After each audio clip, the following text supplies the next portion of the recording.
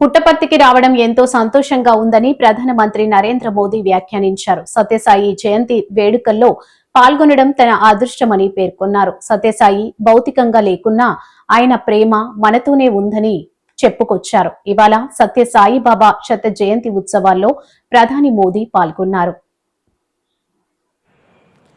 लेकिन उनकी शिक्षा, उनका प्रेम, उनकी सेवा भावना आज भी करोड़ों लोगों का मार्गदर्शन कर रही है। 140 से ज्यादा देशों में लाखों जीवन नए प्रकाश, नई दिशा और नए संकल्प के साथ आगे बढ़ रहे हैं। साथियों, श्री सत्य साई बाबा का जीवन वसुधैव कुटुंबकम का जीवंत स्वरूप था।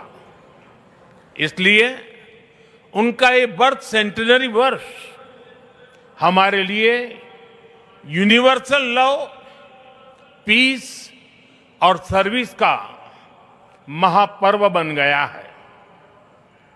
हमारी सरकार का सौभाग्य है कि आज इस अवसर पर 100 रुपये का स्मृति सिक्का और डाक टिकट भी जारी किया गया है।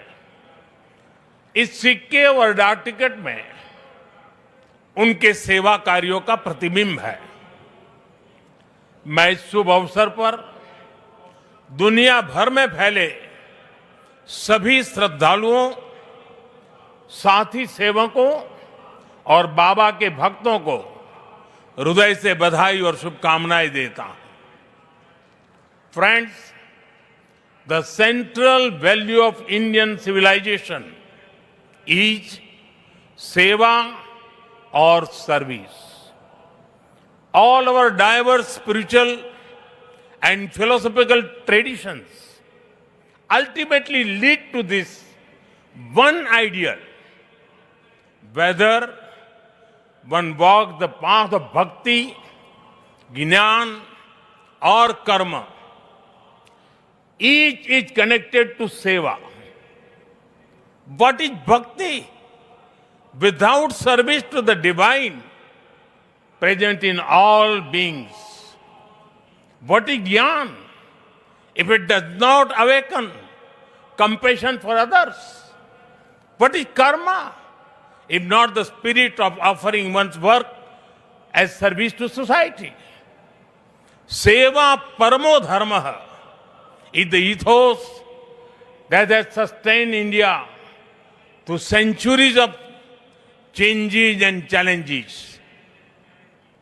It has given our civilization its inner strength. Many of our great saints and reformers have carried forward this timeless message in was suited to that times. Sri Satya Sai Baba placed seva at the very heart of human life. He often said, love all, serve all. For him, seva was love in action. His institutions in education, healthcare, rural development, and many such areas stand as living proof of this philosophy. They show spirituality and service are not separate but different expressions of the same truth. Further, someone inspiring people while physically present is not uncommon, but the seva activities of the institutions created by Baba are increasing day by day despite him not being with us physically. This shows that the impact of truly great souls does not decrease with time, it actually grows. साथियों, श्री सत्य साई बाबा का संदेश केवल पुस्तकों और प्रवचनों और आश्रमों की सीमाओं में नहीं रहा है। उनकी शिक्षा का प्रभाव लोगों के बीच दिखता है। आज भारत के शहरों से लेकर छोटे गांवों तक, स्कूलों से लेकर आदिवासी बस्तियों तक संस्कृति, शिक्षा और चिकित्सा सेवा का एक अद्भुत प्रवाह दिखाई देता है। बाबा के करोड़ों अनुयायी बिना किसी स्वार्थ के इस काम में लगे हैं।